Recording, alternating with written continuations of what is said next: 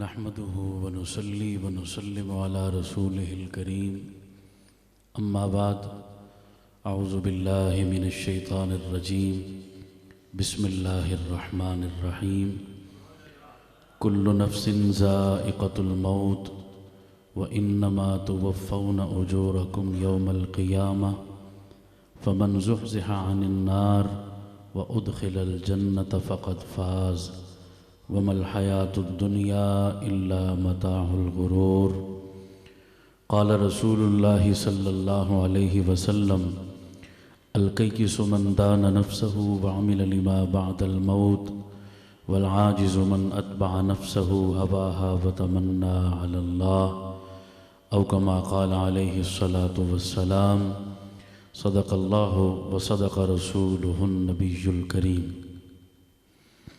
قابل عزت تکریم میرے بزرگوں اور دوستوں، مجھ سے قبل نظم اور نثر کی شکل میں بڑے جامع خطابات اور کلام آپ سماعت فرما چکے ہیں اور تفصیلاً سماعت فرما چکے ہیں۔ اب وقت کافی گزر گیا، میری بھی زیادہ لمبے پروگرام میں گفتگو کرنے کی ہمت اور عادت نہیں ہے، اور آپ میں سے بھی بہت سارے احباب کے چہروں پر میں 12 بجے ہوئے دیکھ رہا ہوں۔ گھڑی پر بجنے میں ابھی دیر ہے، لیکن دیہاتوں میں ویسے بھی بڑی جلدی 12 بج جاتے ہیں، اور اب تو عشاء کے بعد بھی خاصا وقت ہو چکا ہے، اور میں اپنے دیے گئے مقررہ وقت سے پہلے پہنچ گیا تھا۔ اصولاً میرا وقت اب اختتام پذیر ہو چکا ہے، تاہم پھر بھی مجھے حکم دیا گیا تو میں آج کی مجلس کی مناسبت سے ایک دو باتیں عرض کر کے آپ سے اجازت چاہوں گا۔ آج کی مجلس کا عنوان ہے فکر آخرت۔ پہلی گزارش میں نے اس حوالے سے یہ کرنی ہے کہ ہم اہل سنت والجماعت ہی نہیں، پوری کی پوری انسانیت کا اس بات پر ایمان پکا ہے کہ موت برحق ہے۔ موت کا آج تک کوئی انکار کرنے والا پیدا نہیں ہو سکا۔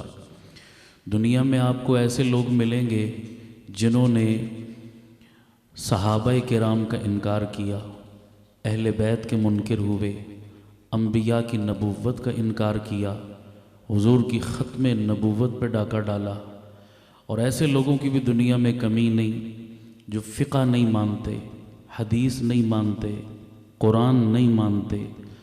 ایسے لوگوں کی بھی دنیا میں کمی نہیں جو اللہ کو بھی نہیں مانتے۔ یہ روس کے دہریے، مادی اعتبار سے روس ترقی یافتہ ممالک میں شامل ہے، لیکن روس کے دہریے اللہ کے منکر ہیں۔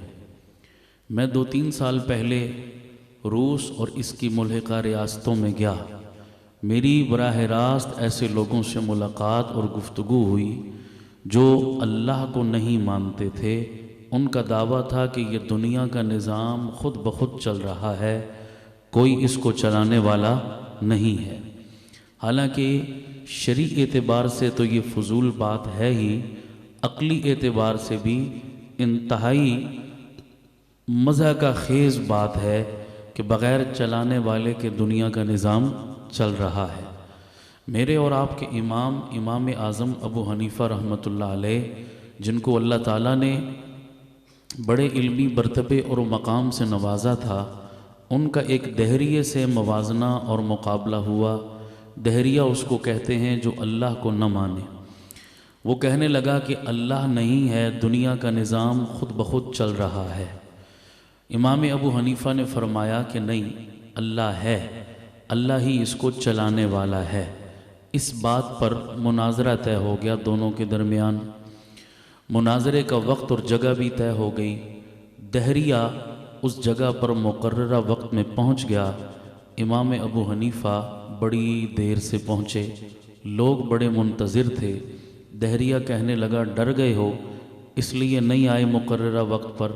امام صاحب نے فرمایا ڈرا نہیں ہوں، بلکہ میں نے جس رستے سے گزر کر آنا تھا بیچ میں ایک دریا تھا، دریا پار کرنے کے لیے پل نہیں تھا، کشتی بھی نہیں تھی، میں انتظار میں کھڑا رہا کہ کوئی کشتی آئے تو میں دریا پار کروں، مگر جب کوئی انتظام نہ ہوا تو میں نے دیکھا دریا کے دوسرے کنارے پہ ایک درخت ہے، وہ درخت خود بخود کٹا، خود بخود پھٹے بنے، خود بخود کشتی بنی، وہ کشتی خود بخود چلتے چلتے میرے پاس آئی، میں اس میں بیٹھا، وہ چل کر دوسرے کنارے پہنچی، پھر میں آپ کے پاس آیا۔ اس خود بخود کے چکر میں بڑی دیر ہو گئی مجھے۔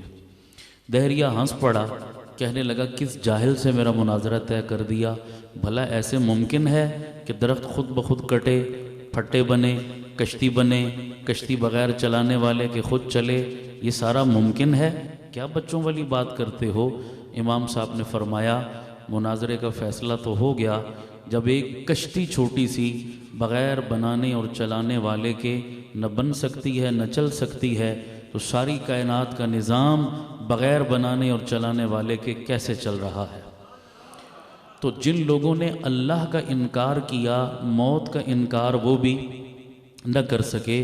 موت ایک اٹل حقیقت ہے، موت نے ہر کسی کو آنا ہے، موت سے نہ کوئی بچا نہ بچ سکتا ہے۔ اذن شبت المنیۃ اظفارہا، موت کا پنجہ ہر بندے کی گردن کو دبوچتا ہے۔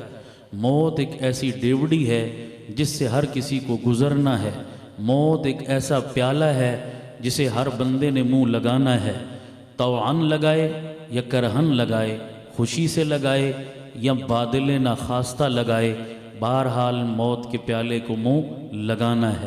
اگر کسی کی طاقت اور قوت اسے موت سے بچا سکتی تو رستم اور سہراب جیسے پہلوانوں کو کبھی موت نہ آتی، تو ایک پہلوان 1000 بندوں کے مقابلے میں اکیلا سمجھا جاتا تھا۔ اگر کسی کا مال و دولت اسے موت سے بچا سکتا تو قارون کو کبھی موت نہ آتی، جس کے خزانوں کی چابیاں 80 اونٹ اٹھا کے چلا کرتے تھے۔ اگر کسی کا اقتدار اور اس کی حکومت اسے موت سے بچا سکتی تو فرعون کو کبھی موت نہ آتی، فرعون جیسا اقتدار کسی کو نہ ملا۔ اگر کسی کا مرتبہ، مقام، شان و شوکت، عزت اور حشمت اسے موت سے بچا سکتی تو میرے اور آپ کے محبوب آقا امام الانبیاء جناب محمد الرسول اللہ صلی اللہ علیہ وسلم، ان جیسا مرتبہ و مقام نہ ان سے پہلے کسی کو ملا نہ ان کے بعد مل سکتا ہے، انہیں کبھی موت نہ آتی۔ اگر کسی کی محبت، شفقت، پیار اسے موت سے بچا سکتا تو ماں کی گود میں کبھی تڑپتے ہوئے بچے موت کی آغوش میں نہ جاتے۔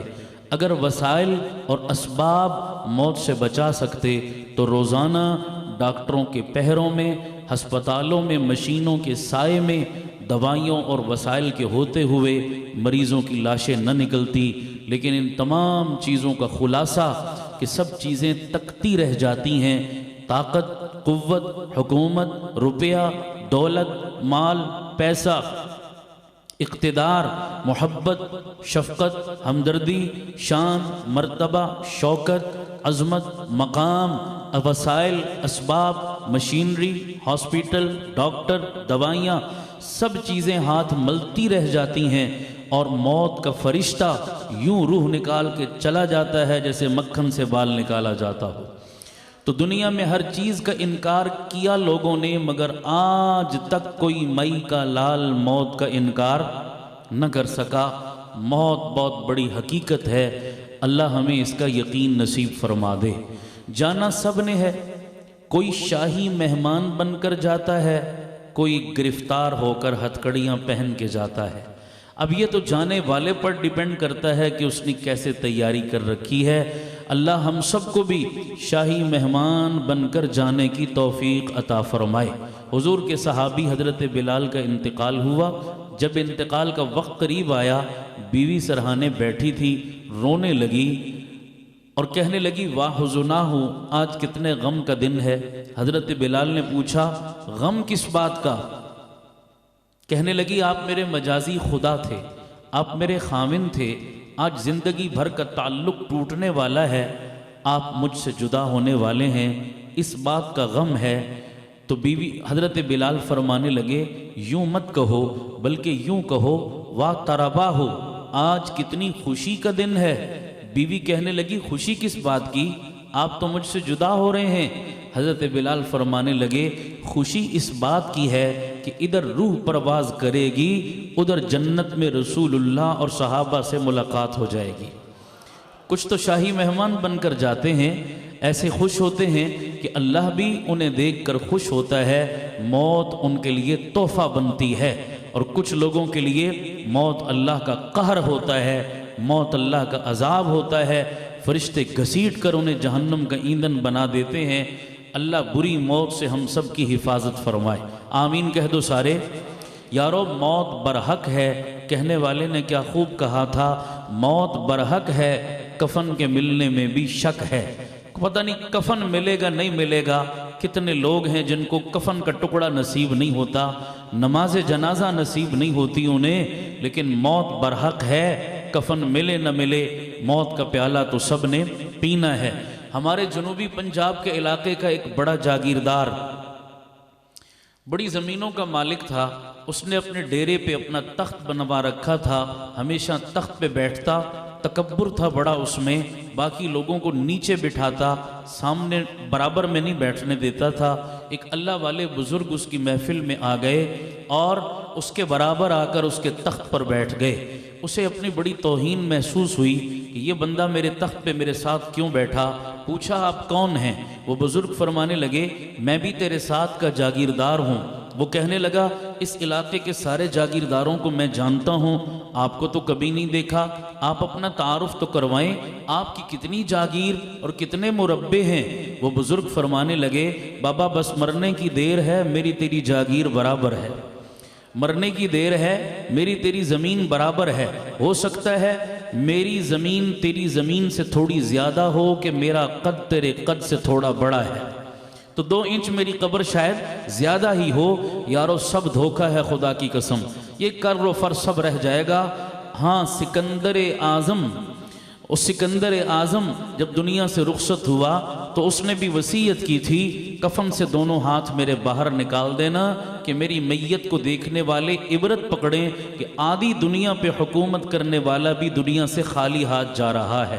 دنیا کے ہر لباس کی جیب ہوتی ہے یارو، ایک ایسا لباس پہنایا جائے گا جس کی جیب کوئی نہیں ہوگی، سب کچھ پچھلے اتار لیں گے، آنکھوں کی اینک اترے گی، ہاتھ کی گھڑی اترے گی، تن کا لباس اترے گا، ہاتھ کی انگوٹھی اترے گی، جیب کے پیسے نکلیں گے، جیب سے مال و دولت نکلے گا، عورت ہے تو کانوں کی بالی اترے گی، اور جو ہے وہ پاؤں کی پازیب اترے گی، گلے کا ہار اترے گا، ہاتھوں کا کنگن اترے گا، سب کچھ اتار لیں گے، بس تو کپڑوں میں لپیٹ کر بے رحم اندھیری قبر کے حوالے کر دیں گے۔ یارو اس دن کا یقین اللہ ہم سب کو نصیب فرما دے۔ آج مسجد کے لاؤڈ اسپیکر سے کسی کا اعلان سنتے ہو نا حضرات، ایک ضروری اعلان سنیے، فلاں کا بیٹا، فلاں کا بھائی، فلاں کا باپ، فلاں کا دادا، فلاں کی بہن، فلاں کی بیوی رضا الہی سے انتقال کر گئی، اتنے بجے نماز جنازہ ہوگا۔ اللہ کی قسم یقین رکھنا آج کسی کا اعلان میں مسجد کے لاؤڈ اسپیکر سے سن رہا ہوں، ایک دن میرے جنازے کا اعلان بھی اسی اسپیکر سے کیا جائے گا۔ ایک دن میرے جنازے کو بھی، آج کسی کے جنازے کو میں کندھا دینے جا رہا ہوں، ایک دن ضرور آئے گا جب میرے جنازے کو بھی لوگ کندھا دینے آئیں گے۔ آج کسی کی قبر پہ میں مٹی ڈال رہا ہوں، کل میری قبر پہ بھی لوگ مٹی ڈالنے آئیں گے۔ جانا سب نے ہے، یہ الگ بات ہے کوئی پہلے جا رہا ہے، کوئی بعد میں جا رہا ہے، کوئی ذرا دیر سے جا رہا ہے، کوئی جلدی جا رہا ہے۔ یارو دل پر لکھ لو، دنیا میں آنے کی ترتیب ہے، دنیا سے جانے کی ترتیب کوئی بھی نہیں ہے۔ جب آپ دیکھ لیجئے دادا آئے گا، بیٹا آئے گا، پوتا آئے گا، ترتیب یہی ہے، پوتا دادے سے پہلے نہیں آ سکتا، بیٹا باپ سے پہلے نہیں آ سکتا۔ آنے کی ترتیب پکی ہے، لیکن جانے کی ترتیب ہرگز یہ نہیں کہ جو پہلے آیا جائے گا بھی پہلے۔ قبرستان میں جاؤ، ہر سائز کی قبر ملے گی وہاں پر آپ کو، ایک دن کے بچے سے لے کر 100 سال کے بوڑھے تک، امیر سے لے کر غریب تک، حاکم سے لے کر رعایا تک، تخت نشین سے لے کر بوریا نشین تک، ہر طبقے اور ہر عمر اور ہر کیٹیگری کے بندے کی قبر ملے گی۔ میرے نبی نے اسی لیے فرمایا تھا، صحیح مشکات کی روایت ہے، زور القبور، او لوگو قبروں کی زیارت کیا کرو، جایا کرو قبرستان میں جا کر قبروں کے نقشے دیکھا کرو۔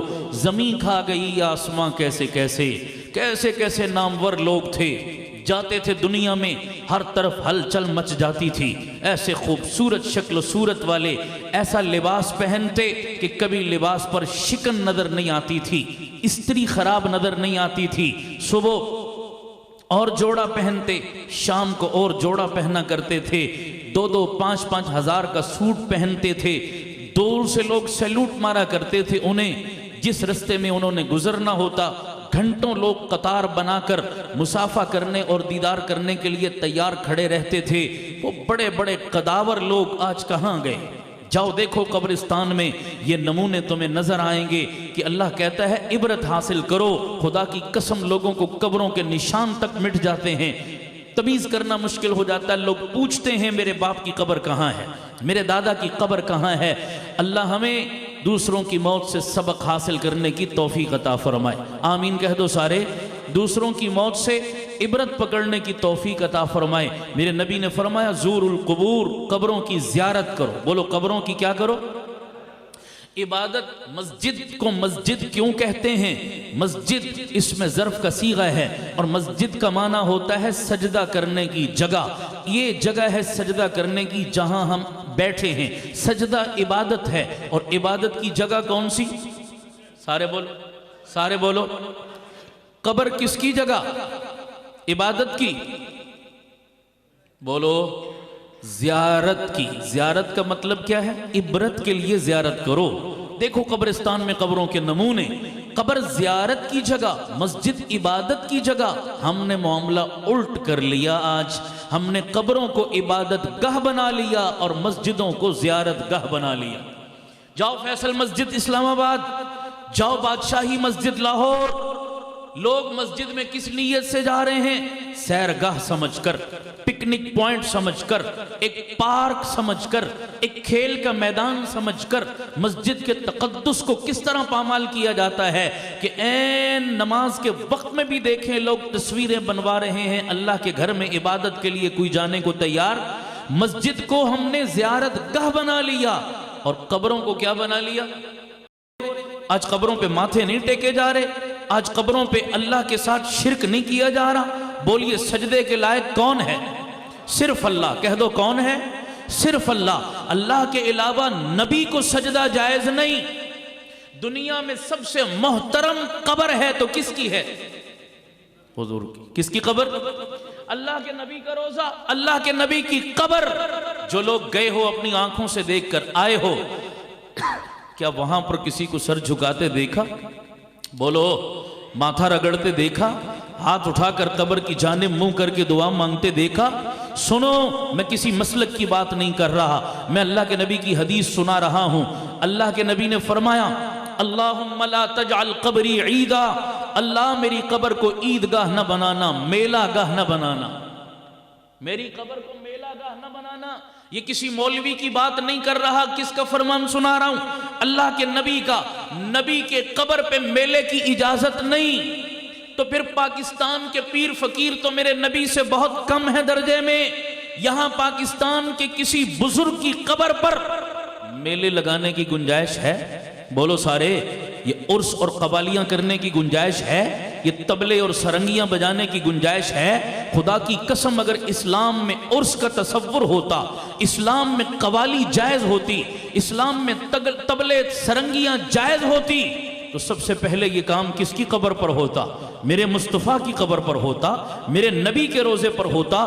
دل پہ ہاتھ رکھو اور مسلمانوں مجھے بتاؤ، 14 صدیوں میں ایک دن میرے نبی کا عرس منایا گیا؟ بولو سارے، قوالی کی گئی، طبلے سرنگیاں بجائی گئی؟ نہیں۔ تو دین تو وہیں سے آیا ہے نا سارا۔ اللہ ہمیں مسلکوں کے تعصب سے ہٹ کر صحیح دین کو سمجھنے کی توفیق عطا فرمائے۔ کچھ سمجھ آ رہی ہے میری باتیں؟ میں محسوس کر رہا ہوں آپ کی آنکھیں بند ہو رہی ہیں، میرا قصور نہیں ہے، منتظمین کا قصور ہے۔ میں اپنے دیے گئے وقت پر آ گیا تھا۔ یہ جو ٹائم میں آپ کو دے رہا ہوں یہ بونس میں دے رہا ہوں، یہ میرا وقت ہے نہیں، میں بونس میں دے رہا ہوں کیونکہ میری بھی مصروفیات اور بہت زیادہ ہیں. صرف میں روایتی خطیب نہیں ہوں کہ میں آ کے تقریریں کرتا ہوں پھر گھر جا کے سو جاتا ہوں, اگلے دن پھر میں کہیں نکل جاتا ہوں. میں بڑے کام نمٹا کے آیا ہوں, صبح سے پھر بہت زیادہ مصروفیات ہوتی ہیں. مجھے بھی آرام کی ضرورت ہے, مشین تو ہوں نہیں میں کہ رات 2 بجے میں گھر جاؤں اور صبح فجر کے بعد پھر میں چل سو چل. ایک دن کا کام ہو تو پھر بھی بات ہے. اس لیے میں ہاتھ جوڑ کے ساتھیوں سے درخواست کیا کرتا ہوں کہ جو وقت دو خدا را اس کی پابندی کیا کرو. کوئی مہمان لیٹ آتا ہے تو اس کی سزا دوسرے کو, بولیے بھائی, کوئی مہمان لیٹ آتا ہے اس کی سزا دوسروں کو مت دو بابا, یہ غلط بات ہے بالکل. آئندہ امید کرتا ہوں آپ وقت کی پابندی کریں گے انشاءاللہ. اس لیے, اور اگر وقت کی پابندی نہیں کر سکتے تو پھر مجھے زحمت کم از کم نہ دیا کریں. آپ اپنی روٹین سے جو پروگرام کرنا چاہیں ضرور کر لیا کریں, میں کم از کم اس کا متحمل نہیں ہوں بالکل. بہرحال میں یہ عرض کر رہا ہوں کہ اللہم لا تجعل قبری عیدا, اللہ میری قبر کو میلہ گاہ نہ بنانا. دوسری حدیث سنو, اللہم لا تجعل قبری وثنا یعبد, اللہ میری قبر کو پوجا گاہ نہ بنانا. پوجا گاہ جانتے ہیں جہاں سجدے کیے جائیں, عبادت کی جائے. تیسری حدیث سنو, لعن اللہ الیہود والنصارى, اللہ یہود و نصارہ پر لعنت کرے. اتخذوا قبور انبیائہم مساجدہ, جنہوں نے اپنے نبیوں کی قبروں کو سجدہ گاہ بنا لیا تھا. تو نبیوں کی قبروں پر سجدہ کرنے کو اللہ کا نبی لعنتی فعل کہہ رہا ہے. کہ نبی کی قبر پر سجدہ کرنے والا کون؟ بولو, وہ لعنتی ہے جو نبی کی قبر پہ سجدہ کرے. تو جو ہر ہرے بھرے جھنڈے پہ جھک جائے, نہیں سمجھ آ رہی بات, ہر نیلے اور چکنے پتھر کو دیکھ کر اس پر ماتھا ٹیک دے, وہ کتنا بڑا لعنتی ہوگا. کچھ سمجھ آ رہی نہیں آ رہی؟ اللہ ہمیں حضور کے اس فرمان پر یقین نصیب فرما دے. آمین کہہ دو سارے. سجدہ رب کے سوا کسی کے لیے جائز نہیں ہے بالکل. قبروں کو ان چیزوں سے پاک کرو. میرے نبی نے فرمایا قبروں کو پختہ نہ بناؤ, قبروں کو پکا نہ بناؤ. قبر کو کیسے رکھو؟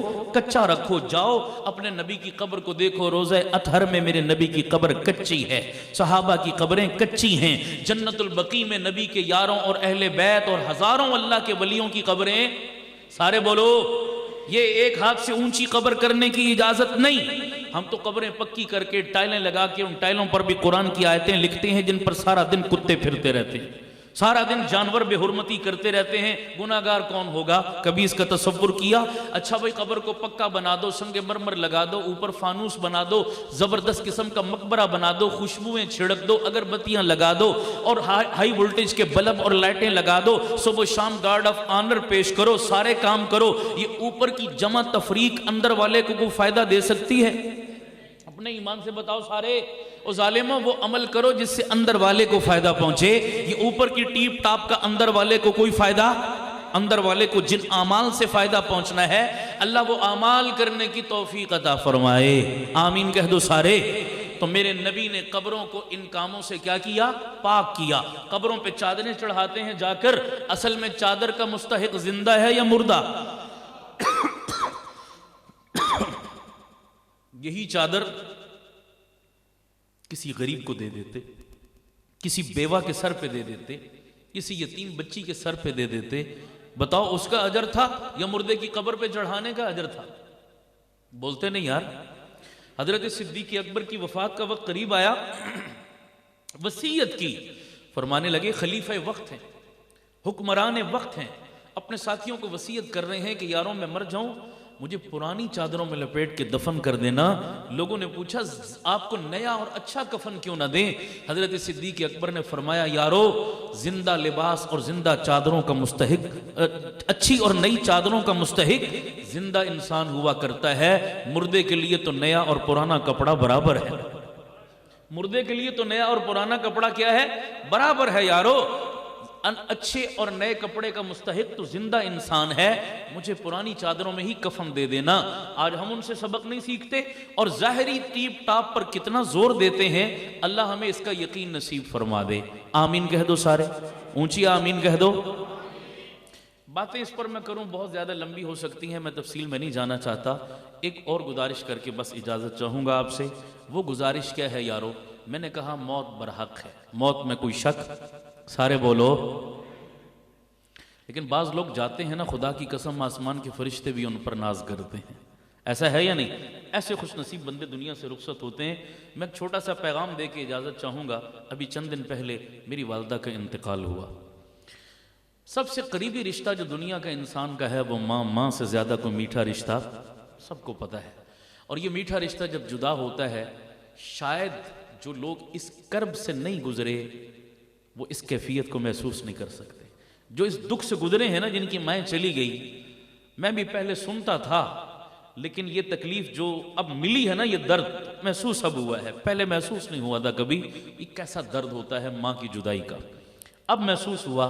جو لوگ اس درد سے گزر چکے ہیں وہ میری بات زیادہ محسوس کریں گے کہ کتنے دکھی ہوتا ہے بندہ اس دن جس دن اس کی ماں چلی جاتی ہے۔ اس کا سہارا، اس کی دعائیں چھن جاتی ہیں، اس کے حج اور عمرے اس سے چھن جاتے ہیں۔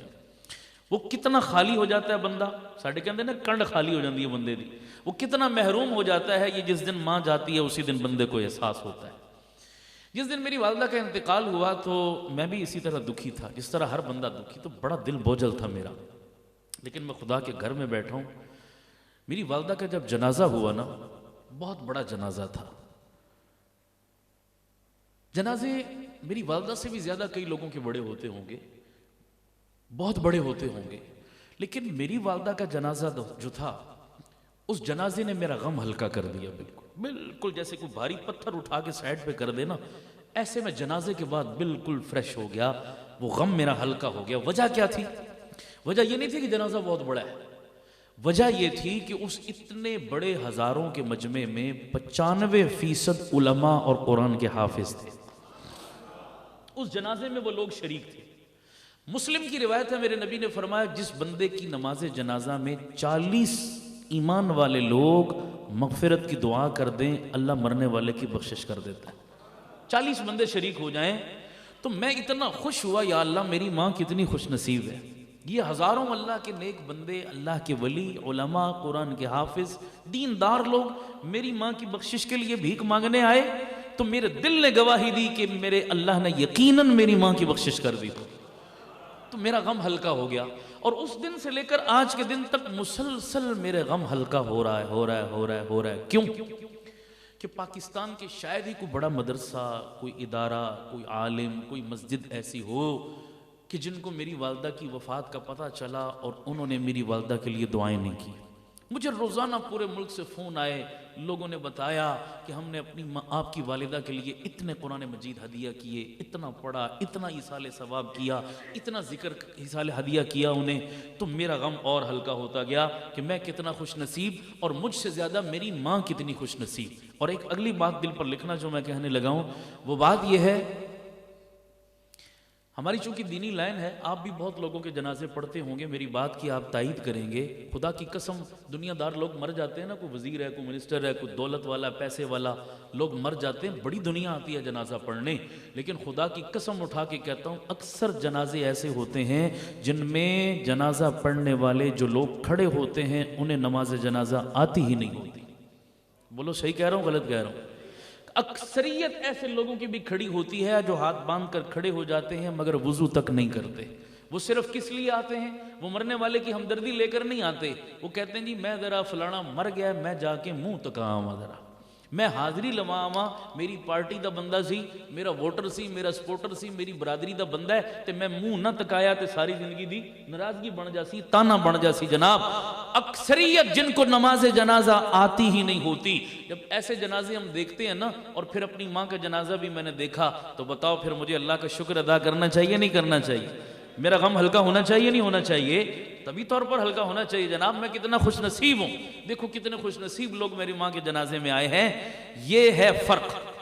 اور اگلی بات سنیے گا، ہماری دینی لائن ہے، اکثر لوگ فوتگی ہو جاتی ہے نا، جب میرا اپنا مدرسہ ہے پنڈی میں، 500 بچے الحمدللہ میرے مدرسے میں پڑھتے ہیں، تو محلے میں کبھی فوتگی ہو جاتی ہے نا تو لوگ آتے ہیں، آ کر کہتے ہیں مولانا صاحب آپ کی مہربانی ہوگی، میرے والد صاحب فوت ہو گئے، ایک قرآن ہدیہ کر دو، اس سورہ یاسین کا ختم کروا کے ہدیہ کر دو۔ منتیں کر کے ایک ایک قرآن اکٹھا کر رہے ہوتے ہیں، منتیں کر کے، کبھی ادھر جاتے ہیں کبھی ادھر جاتے ہیں۔ ٹھیکے پہ لوگ قرآن پڑھواتے ہیں نا، ٹھیکے پہ جانتے ہیں قرآن پڑھوانا، کہ ماں مر گئی، باپ مر گیا، 10 بچے اس مسیتیوں آنو، 15 اتھوں آنو، 20 اتھوں آنو، جناب تسی بیٹھو، پیو میرا مریا تسی قرآن پڑھو۔ آپ کو پتہ یہ ٹھیکے پہ قرآن کیسے ختم ہوتا ہے؟ پتہ ہے نا آپ کو؟ جو حشر ہوتا ہے قرآن کے ساتھ سب کو پتہ ہے. میں خود حافظ قرآن ہوں, مجھے آج تک سمجھ نہیں آئی کہ یہ آدھے گھنٹے میں قرآن کیسے ختم ہوتا ہے. ٹھیکے پہ ایسے ہی پڑھا جاتا ہے. بابا میرا باپ مرا ہے, چوتھے گاؤں کے مولوی کو کیا لگے کہ وہ اتنی سردی میں میرے باپ کے لیے قرآن پڑھے؟ میری ماں مری ہے, چوتھے محلے کے مدرسے کے طالب علموں کو کیا لگے کہ میری ماں کے لیے وہ گرمی میں بیٹھ کر اللہ کا قرآن پڑھے؟ خدا کی قسم اٹھا کے کہتا ہوں چکوال والو, دل پہ ہاتھ رکھو اور مجھے بتاؤ, میری ماں مری, جس درد اور خلوص سے میں ایک رکوع قرآن کا پڑھ کے اپنی ماں کو بخشوں گا, کوئی دوسرا بخش سکتا ہے؟ کوئی دوسرا دعا مانگ سکتا ہے؟ وہ درد تو مجھے ہے یار, میری ماں مری ہے, کسی کو کیا لگے اس کے لیے. لیکن میرا مسئلہ کیا ہے؟ میرا مسئلہ یہ ہے کہ مجھے قرآن پڑھنا آتا ہی نہیں ہے. میرے ماں باپ نے تو مجھے انگلش میڈیم میں پڑھایا, سائنس کمپیوٹر سکھایا, او لیول اے لیول کرایا, دنیا کی ڈگریاں لینے کے لیے جھونکے رکھا مجھے. دین تو مجھے پڑھایا ہی نہیں, قرآن تو مجھے سکھایا ہی نہیں, مدرسے کا رخ تو مجھے دیا ہی نہیں, علماء کی صحبت تو مجھے دی ہی نہیں. میں کورا ہوں ادھر سے. اب میری ماں کی میت پڑی ہے, میں اے ایپل بی بیبی سی کیٹ اور ڈی ڈاگ پڑھ کے اسے ایصال ثواب کر سکتا ہوں؟ میں ٹوئنکل ٹوئنکل لٹل اسٹار پڑھ کے اپنے باپ کے درجات کی بلندی کی دعائیں مانگ سکتا ہوں؟ مسئلہ میرا یہ ہے, میں ٹھیکے پہ بچے کیوں بلاتا ہوں, میں چندہ کیوں کرتا ہوں قرآن پڑھوانے کے لیے کہ پورے گھر میں قرآن نہ بیٹی کو پڑھنا آتا ہے, نہ بیٹے کو پڑھنا آتا ہے, نہ بہو کو پڑھنا آتا ہے, نہ بھائی کو, نہ بھتیجے کو, نہ بھانجے کو, سارے کورے ہیں جناب.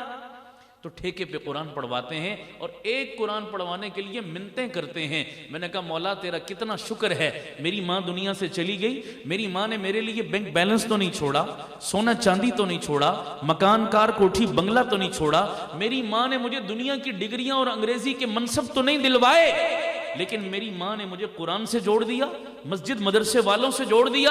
اللہ آج میری ماں کی روح کتنی خوش ہو رہی ہوگی. میں نے کسی کو نہیں کہا اور پورے ملک سے قرآن کے ہدیے میری ماں کو پہنچ رہے ہیں. لوگ ایک ختم پڑھوانے کے لیے منتیں کرتے اور میری ماں کے لیے تو ہدیوں کے ہدیے پہنچ رہے ہیں. اگر میری ماں مجھے دین کی لائن نہ دیتی, اگر مجھے مسجد مدرسے کا رخ نہ دیتی, اگر مجھے علماء کے قدموں اور صحبت میں نہ بٹھاتی, تو بتاؤ آج میری ماں کو یہ بینیفٹ ملتا؟ کبھی نہیں مل سکتا تھا. کیا خیال ہے آپ کا, اپنی ماں کے لیے آپ بھی اسی چیز کو پسند کریں گے؟ سارے بولتے نہیں یار, اس چیز کو پسند کریں گے؟ اسی کو ماں باپ کو اور مرنے کے بعد کیا دے سکتے ہیں ہم؟ کچھ دے سکتے ہیں؟ اور یہ ہے سب سے بڑی دولت جو ہم اپنے والدین کو دے سکتے ہیں. علماء نے لکھا نیک اولاد, دیندار اولاد, باقاعدہ ہاتھ اٹھا کر نام لے کر اگر مرحوم والدین کے لیے دعا نہ بھی کرے تو نیک اولاد کے ہر ہر قدم اور ہر عمل میں اللہ والدین کو خود بخود حصہ عطا کرتا رہتا ہے. آٹومیٹک ایزی لوڈ ہو رہا ہے. ہم سمجھ آ رہی نہیں آ رہی؟ ہم ہاں نام لے کر پراپر نہ بھی دعا مانگے, ہمارے ہر نیک عمل میں انہیں حصہ مل رہا ہے الحمدللہ. میں نے کہا یا اللہ کتنا تیرا شکر ہے, مدرسے میں 500 بچے پڑھتے ہیں صبح سے لے کر شام تک, روزانہ سینکڑوں قرآن پڑھتے ہیں. 500 بچے روزانہ سینکڑوں قرآن پڑھتے ہیں. ایک ایک حرف میں میرے والدین کا کھاتا کھلا ہوا نہیں کھلا ہوا؟ کھلا ہوا ہے نا. ان کو کریڈٹ جا رہا ہے, میرے ذریعے سے انہیں پہنچ رہا ہے. اللہ تعالیٰ قبول فرمائے اور ان کے لیے صدقہ جاریہ بنائے ہمیں. تو ہم میں سے ہر ایک کا بچہ اگر یہ سعادت حاصل کر لے تو کتنی بڑی خوش نصیبی کی بات ہے, کتنی بڑی سعادت مندی اور خوش بختی کی بات ہے. اللہ تعالیٰ ہمیں دین کے معاملے میں خود کفیل بنا دے. آمین کہہ دو سارے. فکر آخرت یہی ہے بھائیو, سب چھوڑ کر چلے جاؤ گے, سب کچھ یہی رہ جائے گا. یہ جو مکان پہ تختیاں لگائی ہوتی ہیں نا, الحاج فلاں فلاں فلاں ہاؤس, خان ہاؤس, ملک ہاؤس, چودھری ہاؤس, سمجھ آ رہی نہیں آ رہی؟ تو بڑے بڑے نام لکھ کر لگواتے ہو. بندہ مر گیا, کتنی جلدی یہ پیمانے بدلتے ہیں, پیمانے بدلتے ہیں, دیر نہیں لگتی. ابھی تک زندہ تھا, کوئی اس کو کہتا تھا میرا باپ, میرا تایا, میرا چچا, میرا دادا, میرا ماما, میرا فلاں, میرا فلاں, اور مر گیا. مر گیا, آنکھیں بند ہوئی, سانس بند ہوا, اب 2 منٹ کے بعد سب کی ٹیون بدل گئی. اب کیا کہتے ہیں؟ میت, میت, ڈیڈ باڈی, میت کو نہلاؤ, میت کو کفناؤ, میت کو دفناؤ. ہر بندہ آ کر پوچھے گا جلدی کرو, جلدی کرو, حالے تک تسی غسل نہیں دیتا, حالے تک تسی کفن نہیں دیتا, بڑا تھوڑا ٹائم رہ گیا ہے. پوچھو کیا اتنی جلدی ہے, کیا اتنی جلدی ہے بابا, کیوں اتنی جلدی پڑ گئی, کہاں لے کر جانا ہے, کہتے وہ دور قبرستان میں ایک چھوٹا سا گڑھا کھودا ہے ہم نے، وہاں لے کر جانا ہے۔ ہاتھ جوڑ کر ان کو بولو، او بابا اتنے دور کیوں لے کر جا رہے ہو ان کو؟ زندگی میں تو ان سے جدا، زندگی میں یہی بابا جی تھے نا، پنڈی چلے جاتے نا 2 گھنٹے لیٹ ہو جاتے تو پیچھے بیٹی فون کرتی، ابا جی خیر تے ہے، لیٹ کیوں ہو گئے ہو؟ حالے کار نہیں مڑ کے پہنچے تسی۔ پوتا فون کرتا، دادا ابو جلدی آ جائیں، آپ کے بغیر تو دل نہیں لگتا، رات کو نیند نہیں آتی۔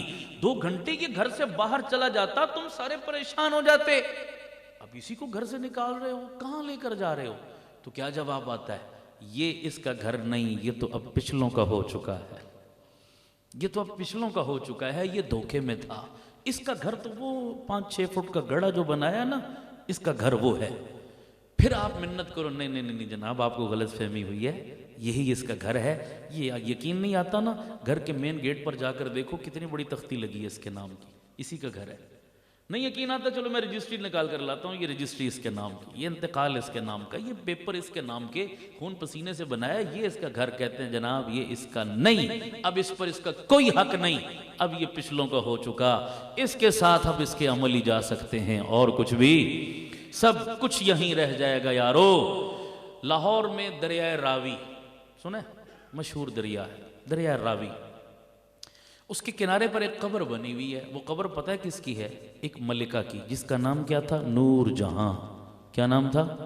نور جہاں کوئی عام عورت نہیں تھی، ملکہ، ہندوستان کی بر صغیر کی ملکہ، جہانگیر کی بیوی۔ اور جہانگیر تو برائے نام بادشاہ تھا، اصل راج نور جہاں کا تھا، آرڈر اس کا چلتا تھا نور جہاں کا، پورا بر صغیر اس کے مٹھی میں، جو منہ سے نکال دیتی وہ قانون بن جاتا تھا۔ اتنی خوبصورت تھی وہ ملکہ شکل کی، لوگ اس کا حسن دیکھنے کے لیے گھنٹوں انتظار کرتے تھے، اس کے حسن کی جھلک دیکھنے کے لیے۔ آج خدا کی قسم چلے جاؤ دریائے راوی کے کنارے پر نور جہاں کی قبر بنی ہوئی ہے، کبھی جاؤ نا تو ضرور دیکھنا اس قبر کی وحشت، تنہائی، اجڑا پن، ہو یہ قبریں بڑا کچھ سکھاتی ہیں۔ کاش ہم لوگ تو ایسے ظالم ہیں، خدا کی قسم ہم قبرستانوں میں بھی جا کے لکی ایرانی سرکس لگاتے ہیں، ہم قبروں پہ کھڑے ہو کے بھی کنجر نچواتے ہیں۔ معاشرے میں جو گناہ کہیں نہیں ہو سکتا وہ گناہ ہم کہاں جا کر کرتے ہیں؟ قبرستانوں میں جا کر کرتے ہیں۔ ہمیں قبروں کا خوف ختم ہو گیا، قبروں کا احساس۔ پچھلے عرصے میں میڈیا والوں نے ایک بندے کو پکڑا لاہور سے، میڈیا پہ پیش کیا، اللہ مجھے کہتے ہوئے خدا کی قسم ایک خوف لرزہ طاری ہو جاتا ہے، اللہ ہمیں معاف فرما۔ وہ بندہ مردہ عورتوں کے ساتھ قبروں میں زنا کرتا جا رہا، کسی عورت کو دفن کیا جاتا، وہ رات کی تنہائی میں اندھیرے میں جاتا، قبر اکھاڑ کے اس عورت کے ساتھ قبر میں بدکاری کرتا۔ میرے مولا ہم پر عذاب نہ آئے تو اور کیا ہو، ہم پر یہ برے حکمران مسلط نہ ہو تو اور کیا ہو۔ اور مسلمان کرنے والا کوئی کافر نہیں ہے، یہ عمل کرنے والا مسلمان، کیا منہ دکھائیں گے ہم اپنے اللہ کو؟ موت کا خوف ہی دل سے نکل گیا، موت کا خوف دل سے نکل گیا۔ حضور بخشے بخشائے، گناہوں سے پاک اور معصوم اور جنت کے مالک نبی گھنٹوں قبرستان میں بیٹھ کر اپنی موت کو یاد کیا کرتے۔ وہ جو بخشے بخشائے ہیں وہ ہر وقت موت کو یاد کریں، اور ایک میں اور آپ ہیں کہ ہمیں موت کا احساس ہی نہیں۔ تو میں نے کہا وہ نور جہاں کی قبر کی وحشت کو دیکھو۔ ایک ہندو تھا بندہ، شاعر تھا، منشی تلوک چند اس کا نام تھا، محروم اس کا تخلص تھا۔ اس کا گزر ہوا نا جب نور جہاں کی قبر پر نور جہاں کا نام پڑا، اس نے تختی پڑھی، ادھر ہی رک گیا۔ اس قبر کی وحشت، اجڑا پن، تنہائی، اس کو دیکھا نا تو وہ حیران رہ گیا۔ اس کے دماغ میں ماضی کی وہ فلم چلنے لگی ساری کہ یہ کون ملکہ تھی یار، پورے ہندوستان پہ جس کا راج تھا، جس کے نام کا طوطی بولتا تھا ہندوستان پر، یہ اس کی قبر اتنی ویران۔ اس نے کھڑے کھڑے وہاں بڑے عجیب اشعار لکھے اس ہندو شاعر نے۔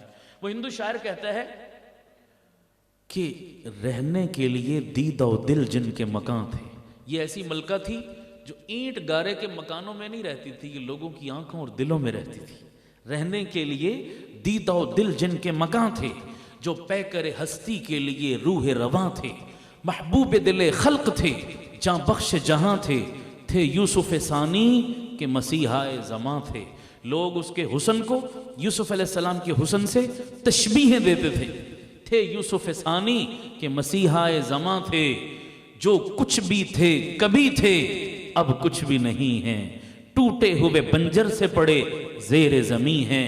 پھر وہ ہندو اپنے آپ کو مخاطب کر کے کہنے لگا، دنیا کا یہ انجام ہے، دیکھ اے دل ناداں بھول نہ جائے تجھے کہیں یہ مدفن ویراں، باقی ہے وہ کاخ نہ قصر نہ ایواں، کدھر گئے وہ محل، کدھر گئے وہ نوکر چاکر، کدھر گئی وہ ہٹو بچوں کی صدائیں، کدھر گیا وہ پروٹوکول، گیا سب ختم مٹ گیا، باقی ہے وہ کاخ نہ قصر نہ ایواں، آرام کے اسباب نہ وہ عیش کے سامان، ٹوٹا ہوا ایک ساحل راوی پہ مکان ہے، دن کو بھی جہاں شب کی سیاہی کا سما ہے، دن کو بھی ڈر لگتا ہے اتنی ویران قبر، ٹوٹا ہوا ایک ساحل راوی پہ مکان ہے، دن کو بھی جہاں شب کی سیاہی کا سما ہے، کہتے ہیں یہ آرام گہے نور جہاں ہے، ایسی کسی جوگن کی بھی کٹیا نہیں ہوتی، ہوتی ہے مگر یوں سر صحرا نہیں ہوتی۔ زور القبور، میرے مصطفیٰ نے فرمایا قبروں کے ڈیزائن دیکھا کرو، دوسروں کے جنازوں سے عبرت پکڑا کرو، دوسروں کی قبروں پہ جاؤ عبرت پکڑو، کل وہ چلا گیا آج میں نے بھی جانا ہے، اس کی قبر بنی آج میری بھی بننی ہے۔ ہم کیوں اتنے مطمئن ہیں جی میں تو بھی جوان ہوں، میری تو بھی شادی بھی نہیں ہوئی، میں تو ہٹا کٹا ہوں، میں تو صحت مند ہوں، سمجھ آ رہی؟ کیا صحت مند نہیں مرا کرتے؟ کیا ہٹے کٹے نہیں مرا کرتے؟ کیا جوانوں کی قبریں نہیں ہیں قبرستان میں؟ کیا غیر شادی شدہ لوگ؟ ہم دوسروں کو کہتے ہیں او قبراں تیریاں لتاں نے کچھ حیا کر، دوسروں کو کہتے ہیں، سمجھ آ رہی نہیں آ رہی؟ وہ ہوں تے بابا بن گئے۔ اچھا مزے کی بات یہ ہے ہمارے بابوں کو بھی مرنے سے ڈر لگتا ہے، کسی بابا جی نو بھی آکھو نا بابا جی ہوں کوئی آخرت دی فکر کرو، کوئی موت دی فکر کرو، کوئی مرن دی تیاری کرو، تو بابا جی بھی آگے سے کیا جواب دیں گے؟ تو مر تیرا پیو مرے، میں کیوں مرا حالے؟ سمجھ آ رہی نہیں آ رہی؟ ایک قبر کے اوپر کتبہ لگا ہوا تھا، اس کتبے پہ ایک شعر کا مصرع لکھا تھا کہ حسرت مجھے ان غنچوں پہ ہے جو بن کھلے مرجھا گئے، اللہ دیتا عمر 110 سال۔ نہیں سمجھ آئی شاید تو اللہ دیتا عمر 110 سال، اور جملہ کیا لکھا ہے؟ حسرت مجھے ان غنچوں پہ ہے جو بن کھلے مرجھا گئے، یعنی 110 سال نہ چالے کھلنے دا موقع ہی نہیں ملیا۔ سمجھ آ رہی نہیں آ رہی؟ یہ ایسا پھول سی جناب، تو 110 سال والوں کا جب کوئی پروگرام نہیں ہوتا مرنے کا، تو جوان بیچارے کو کہاں سے مرنے کا پروگرام ہو جناب؟ جوان بھی مرنے کے لیے تیار بالکل، لیکن موت نے تو آنا ہے یار، ہم لاکھ جان چھڑائیں، خدا کی قسم اینما تکونوا یدرککم الموت ولو کنتم فی بروج مشیدہ، اپنے آپ کو مضبوط قلعوں میں بھی بند کر لو، موت کے فرشتے کو دنیا کی کوئی طاقت روک نہیں سکتی۔ موت نے آنا ہے ہر وقت۔ رات کو سونے سے پہلے نا، سونے سے پہلے ہمارے بزرگ بتاتے ہیں چارپائی پر جب لیٹتے ہو نا آنکھیں بند کر کے، تو 5 منٹ کے لیے سوچا کرو کہ یار یہ میں گھر کی چارپائی پر نہیں، تصور کروں میں جنازے کی چارپائی پر لیٹا ہوں، موت کا فرشتہ آ چکا ہے میری جان لینے کے لیے، یا یوں تصور کرو کہ میں قبر میں لیٹا ہوں، منکر نکیر پہنچ چکے ہیں، سوال و جواب اور انویسٹیگیشن شروع ہو چکی ہے، کیا بنے گا میرا؟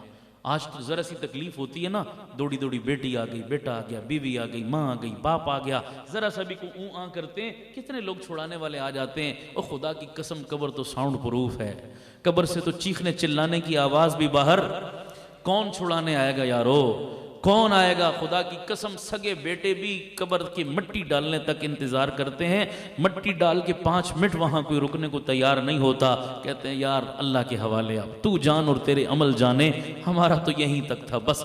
اور آج کل تو اتنے خون سفید ہو گئے ہیں، خدا کی قسم قبر تک مٹی ڈالنے کے لیے بھی بچے۔ میرے اپنے محلے میں فوتگی ہوئی، میں نے جنازہ پڑھایا، بعد میں تدفین کے لیے میں قبرستان تک گیا، اکلوتا بیٹا تھا، جب قبر میں ڈالنے لگے میں نے کہا بیٹا کہاں ہے، بلاؤ اپنے باپ کو ہاتھوں سے قبر میں اتارے، تلاش کیا بیٹا کہیں نہ ملا، میں نے کہا وہ بعد میں پوچھا کدھر تھے تم، باپ کی تدفین میں تم نظر نہیں آئے؟ کہنے لگے جی میں جنازہ پڑھ کے چلا گیا تھا، میں نے لوگوں کو روٹی کھلانی تھی۔ میں نے کہا لوگ تیرے باپ کے ولیمے میں آئے ہوئے تھے، روٹی کھلانا ضروری تھا یا باپ کو قبر میں اتار کر آخرت کے سفر پہ روانہ کرنا ضروری تھا؟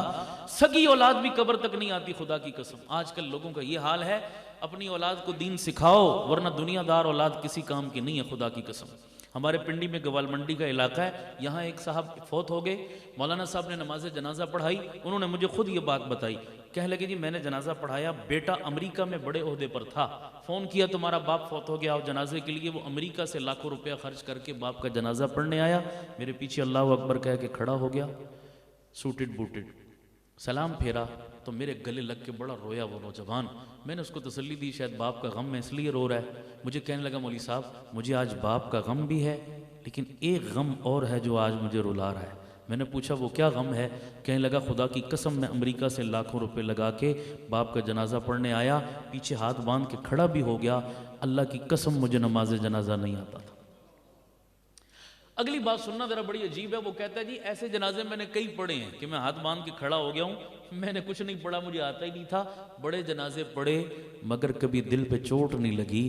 آج سامنے چارپائی پر کسی اجنبی کی نہیں اپنے بوڑھے باپ کی لاش پڑی ہوئی تھی. آج چوٹ لگی ہے دل پر, آج احساس ہوا ہے. اور مجھے رونا کس بات پر آ رہا ہے؟ اپنے آپ پر اور اپنے بدنصیب باپ پر کہ میرے باپ نے مجھے انگریزی سکھائی, سائنس سکھائی, ڈگری دلوائی, امریکہ تک بھیجا. آج میرے پاس ڈالر پاؤنڈ کار کوٹھی بنگلے کی کمی نہیں. اے کاش کہ میرا باپ مجھے دین اتنا تو سکھا دیتا کہ میں اپنے باپ کے لیے آج مغفرت کی دعا تو کر سکتا, میں نماز جنازہ تو پڑھ سکتا. کاش میرا باپ مجھے کچھ دین بھی سکھاتا, کو مجھے مسجد مدرسے کا رخ بھی بتاتا. لیکن دنیا دنیا دنیا, یہ کیا فائدہ دے گی تمہیں دنیا؟ کتنا کچھ کمائی کر لو گی اس اولاد کے ذریعے سے کہ اوڑھنا بچھونا دنیا بنا لیا. یار دین بھی تو کسی خانے میں رکھو. پہلے اسلام ہے, پہلے اللہ رسول ہے, پہلے قبر آخرت ہے, دنیا تو بعد میں ہے. لیکن پاگلوں کی طرح سارے دیکھو ساری اولاد کو دنیا کے لیے لگا رکھا ہے اور دین کا کچھ ہوش ہی نہیں ہمیں. اس لیے اللہ ہمیں اس کی قدر کرنے کی توفیق عطا فرمائے. دنیا دار اولاد. میرے مدرسے میں پولیس والا گارڈ ہے ایک سرکاری طور پر. مجھے کہنے لگا جی کہ ہمارے چک بیلی کا علاقہ, ادھر چک بیلی کے علاقے میں, مجھے وہ وہاں کا رہنے والا اس علاقے میں, کہنے لگا جی ہمارے علاقے میں پچھلے دنوں میں فوتگی ہوئی, ایک بوڑھی اماں فوت ہوئی. فوتگی سے پہلے اس کے بچے اس کے پاس پہنچ گئے, ابھی وہ فوت نہیں ہوئی تھی, اور اس کا سگا بیٹا جیب میں کٹر ڈال کر لایا. پوچھا کیوں؟ کہا ماں مرے گی تو سب سے پہلے بالیاں کاٹ کر میں لوں گا, کوئی دوسرا بھائی نہ لے لے. جیب میں کٹر ماں کے جنازے پر کھڑا ہوا, ماں موت کے سرہانے پر ہے, جیب میں بیٹے کے کٹر ہے, نظر کس پر ہے؟ ماں کی بالیوں پر ہے کہ سونے کی بالیاں پہلے میں قابو کروں, کوئی اور بھائی قبضہ نہ کر لے. اگر اولاد کو دین نہیں سکھاؤ گے نا, خدا کی قسم تمہیں یہ دن دیکھنا پڑے گا. جو پہلے دن اولاد روادار نہیں ہے, تم کیا توقع کرتے ہو اس اولاد سے تمہارے مرنے کے بعد وہ پڑھ کے بخشے گی؟ خدا کی قسم مرنے کے بعد ہماری اوقات ہمارے اولاد کی نظر میں کتنی ہے؟ جملہ دل پر لکھنا میرا. ہمارے مرنے کے بعد ہماری اوقات ہماری اولاد کی نظر میں کتنی ہے؟ چاولوں کی 4 دیگیں بس. پتہ نہیں سمجھ آیا میرا جملہ یا نہیں آیا؟ ہماری اوقات ہماری برادری کی نظر میں کتنی ہے؟ بولو بولو بولو, میں غلط تو نہیں کہہ رہا؟ چاولوں کی, اس سے آگے کوئی اوقات ہے ہماری؟ 1-2 جملے. ربنا آتنا فی الدنیا حسنہ وفی الآخرۃ حسنہ وقنا عذاب النار. مالک جو کچھ کہا سنا عمل کی توفیق عطا فرما, قصور لغزشیں کوتاہیاں معاف فرما. ہم سب کو یا اللہ زندگی میں آنے کا مقصد پہچاننے اور پورا کرنے کی توفیق عطا فرما. اللہ اپنی موت کا دھیان نصیب فرما, موت کا احساس نصیب فرما, موت کی تیاری کی توفیق عطا فرما, اعمال والی زندگی, کلمے والی موت عطا فرما. اللہ برے انجام اور بری موت سے ہم سب کی حفاظت فرما. جتنے لوگ بیٹھے ہیں یا اللہ مجھ سمیت جتنوں کے والدین دنیا سے چلے گئے, رشتہ دار چلے گئے, اللہ ان سب کی کامل بخشش فرما, مغفرت فرما, ان کی قبروں کو جنت کا باغ بنا, اعلیٰ علیین میں جگہ نصیب فرما. ہمیں ہر وقت پڑھ پڑھ کے بخشنے کی توفیق عطا فرما. اے اللہ ہم سب کو بھی اپنی موت کا دھیان اور تیاری کا احساس عطا فرما. سب حاضرین مجلس کی جائز حاجات اور نیک تمناؤں کو پورا فرما. آمین بجاہ النبی الکریم صلی اللہ تعالی علی حبیب خیر خلقہ محمد وعلی آلہ وصحبہ اجمعین برحمتک یا ارحم الراحمین. میری طرف سے سب بھائیوں کو السلام علیکم. مجھے ذرا جلدی نکلنا ہے, آپ کی مہربانی ہوگی مجھے اگر